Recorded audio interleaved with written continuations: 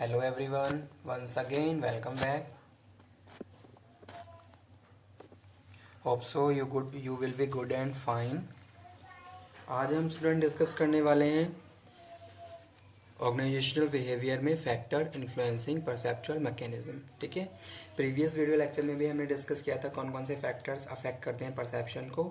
आज हम बात करेंगे परसेप्चुअल मैकेनिज्म और परसेप्चुअल मैकेनिज्म के प्रोसेस के बारे में. ठीक है, so let's start the topic. Hope so आप ओपी के लेक्चर्स प्रॉपरली आप अंडरस्टैंड कर पा रहे हैं और एंजॉय भी कर रहे होंगे.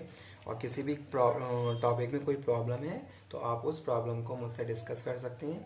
ठीक है, तो चलिए आज का लेक्चर स्टार्ट करते हैं अबाउट द परसेप्शन. तो सबसे पहले हम टॉपिक स्टार्ट करने से पहले एक डेफिनेशन अंडरस्टैंड करते हैं. परसेप्शन क्या है? Perception is the process that operate constantly between us and reality. ठीक है, तो यहाँ पे एक नई डेफिनेशन में लेके आया हूँ. इस डेफिनेशन में क्या कहा गया है? परसेप्शन क्या है? Perception is the process that operate constantly between us and reality. ठीक है, यानी कि हमारे बीच और हमारे एनवायरनमेंट के बीच जो भी चीजें चल रही हैं. ठीक है, यानी कि perception is a process that operate constantly between us and reality. हम और रियलिटी क्या है उसके बीच जो भी चीजें आपस में क्या है कनेक्टेड हो रही हैं वो क्या है? परसेप्शन का प्रोसेस है. ठीक है, तो यहाँ पे हम बात परसेप्शन को इस तरीके से भी स्टडी कर सकते हैं. Perception is the process that understand about us from the environment.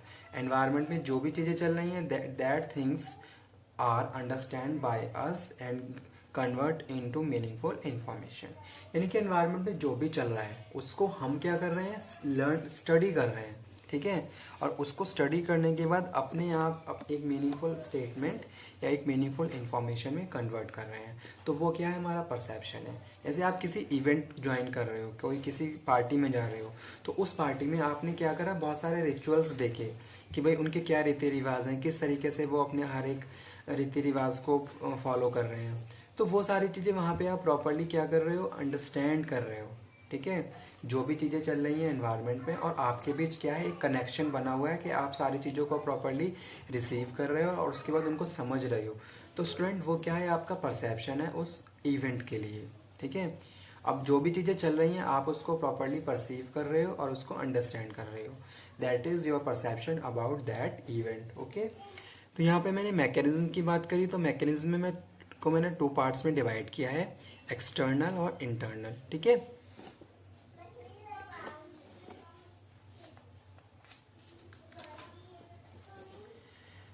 Factors influencing perceptual mechanism. Perceptual mechanism categorized in two parts, external or internal. First one we will talk about external. ठीक है, external factors. First one is intensity. Means to say high intensity increase the chance of selection.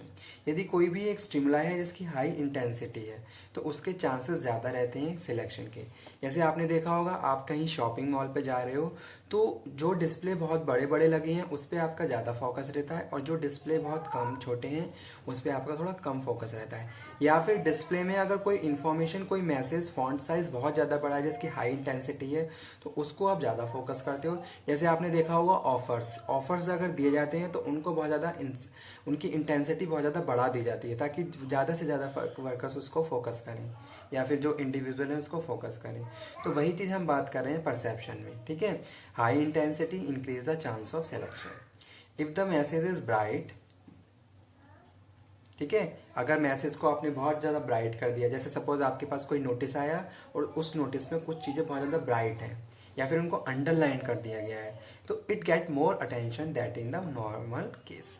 तो उसको हम ज़्यादा attention देते हैं normal case से. ठीक है, तो यही हम बात कर रहे हैं. First one intensity means to say the greater intensity of stimulus the more likely it will be noticed. जितनी ज़्यादा इंटेंसिटी होगी उतनी ज़्यादा हम उसको नोटिस करेंगे. नेक्स्ट यहाँ पे हम बात कर रहे हैं स्टूडेंट साइज में हम बात कर रहे हैं साइज एस्टेब्लिश डोमिनेंस और over rates of the things. ठीक है, size enhance the perceptual selection.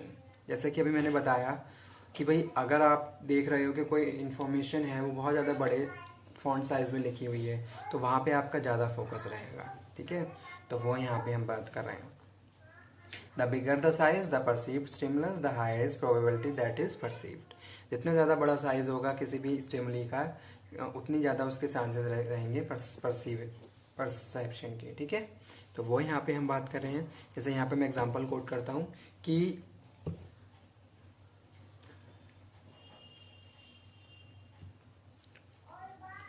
आप किसी भी ऑर्गेनाइजेशन में विजिट कर रहे हो तो वहाँ पे रूल्स एंड रेगुलेशंस को प्रॉपरली क्या किया हुआ है, एक डिस्प्ले बोर्ड पे डिस्प्ले कर दिया गया है। ठीक है, तो वहाँ पे अगर रूल्स एंड रेगुलेशंस लिखे हुए हैं बहुत बड़े बड़े, तो आप उसको जरूर वहाँ पे अटेंशन दोगे।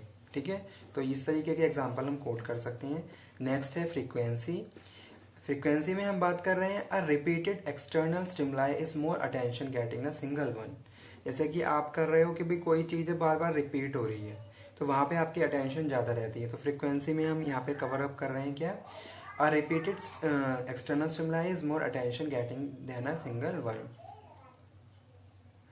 Means to say stimuli that is repeated has a better chance of catching.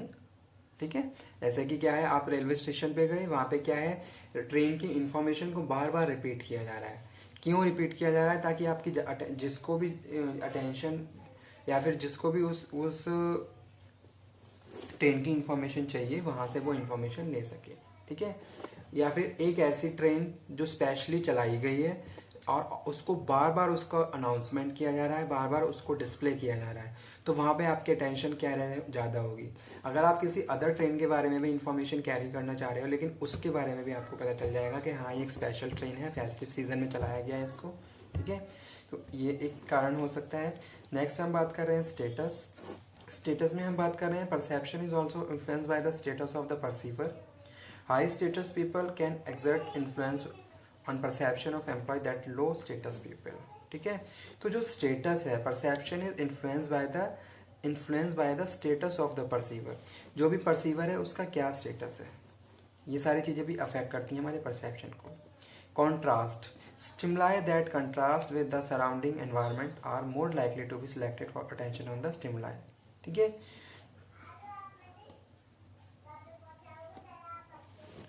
तो जैसे कि हम बात कर रहे हैं कोई भी इंफॉर्मेशन और उसको बहुत ज़्यादा कलरफुल तरीके से दिखाया गया है, तो वहाँ पे आपकी अटेंशन ज़्यादा रहेगी। सेकंड आ जाइए इधर अब इंटरनल में। इंटरनल में हम बात करें need and desire. Need and motives of the people play a vital role in perception. ठीक है, perception of frustrated person would be entirely different than a happy going person. तो अगर दो लोगों की बात करें, एक हैप्पी है एक फ्रस्ट्रेटेड है, तो दोनों का परसेप्शन अलग होगा एक सिंगल एनवायरमेंट के लिए, सेम चीज़ों के लिए। ठीक है, तो जो हमारी नीड है, जो भी हमारी डिज़ायर है, उसके हिसाब से हमारा परसेप्शन क्या है, इन्फ्लुएंस होता है।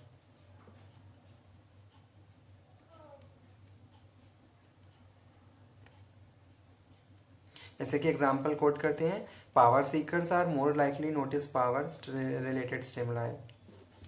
Socially oriented people may attention to interpersonal stimuli. ठीक है, नेक्स्ट है experience. Experience and knowledge have a constant bearing on the perception. Successful experience enhance the boost of perceptive ability and lead to accuracy in perception. तो आपके experience के basis पे भी आप क्या करते हो, परसेप्शन को फॉलो करते हो, और जहाँ आपको हेल्प मिलती है कि हाँ आप क्या करें, एक्यूरेटली उसको परसीव कर पाएं। ठीक है, नेक्स्ट हम बात कर रहे हैं पर्सनैलिटी। पर्सनैलिटी में हम बात कर रहे हैं, personality is another important factor that has a profound influence on perceive behaviour. ठीक है,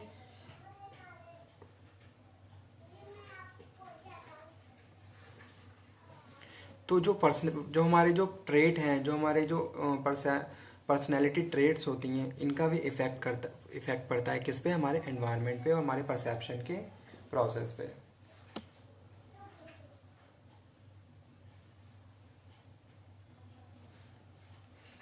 ठीक है, उसके बाद नीचे आ जाइए परसेप्चुअल मैकेनिज्म पे। तो यहाँ पे हम बात करें stimulus. Perception initiates with the presence of the stimulus situation. तो जो परसेप्शन है इनिशिएट होता है, स्टार्ट होता है किससे, स्टिमुलाई से, यानी कि एनवायरनमेंट में जो भी स्टिमुलाई है वहाँ से परसेप्शन स्टार्ट हुआ। ठीक है, तो पहला स्टेप यही है, stimulus. The stimulus are exist in the environment और that environment we have to perceive. तो फर्स्ट क्या है, स्टिमुलस। सेकंड है रजिस्ट्रेशन।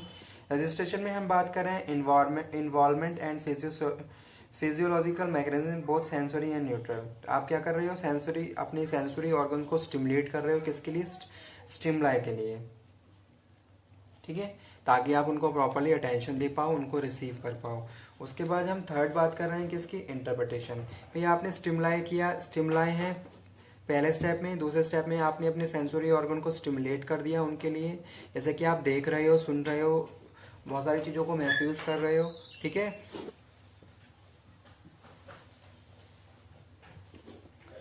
तो वो क्या है, वो सारी चीज़ें क्या हैं, आपकी एबिलिटी के ऊपर डिपेंड करती हैं, आपके सेंसरी ऑर्गन्स के ऊपर डिपेंड करती हैं कि कितना आप स्ट्रांग हो उन सब चीज़ों को रिसीव करने में, ठीक है। तो आपने अपने सेंसरी ऑर्गन्स को, जैसे आप अपनी आंखों से देख रहे हो कि एनवायरनमेंट में क्या चल रहा है, आप अपने कानों से सुन रहे हो कि किस टाइप की वॉइस आ रही है। तो ये सारी चीज़ें हम बात कर रहे हैं। उसके बाद थर्ड है इंटरप्रिटेशन। इंटरप्रिटेशन में हम बात कर रहे हैं किसकी, जजमेंटल प्रोसेस की। आप क्या कर रहे हो, एनालिसिस कर रहे हो, जज कर रहे हो पूरे एनवायरनमेंट को। Interpretation is influenced by many factors such as halo effect, stereotyping, attribution, impression and influence.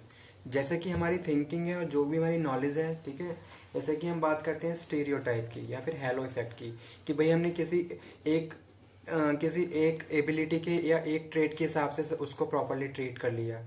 जैसे मुझे लग रहा है कि ये बहुत ज़्यादा क्लेवर है, तो मुझे लग रहा है कि हाँ हाँ ये हर चीज़ में क्लेवरनेस है, ये पढ़ने में तेज है तो ये हर चीज़ में तेज होगा, इसका प्रैक्टिकल भी बहुत अच्छा होगा। तो ये इस टाइप के हम सिचुएशंस को राइज कर लेते हैं किसमें, इंटरप्रिटेशन में।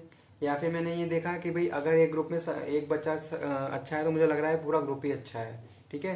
तो इस टाइप की चीज़ें हम बात कर रहे हैं जो हमारा इंटरप्रिटेशन इन्फ्लुएंस होता है। उसके बाद फिर हम बात कर रहे हैं किसकी, फीडबैक। फीडबैक में हम बात कर रहे हैं it is important for interpreting and perceptual event data, ठीक है। और उसके बाद reaction, perception, and to reaction और रिस्पॉन्स। क्या रिस्पॉन्स आया, आपने क्या रिस्पॉन्स दिया उस एनवायरनमेंट के लिए, तो वो आपका क्या है, परसेप्शन। ओके, तो आज का टॉपिक यहाँ पे फिनिश होता है, परसेप्चुअल मैकेनिज्म और परसेप्चुअल फैक्टर इन्फ्लुएंसिंग परसेप्शन।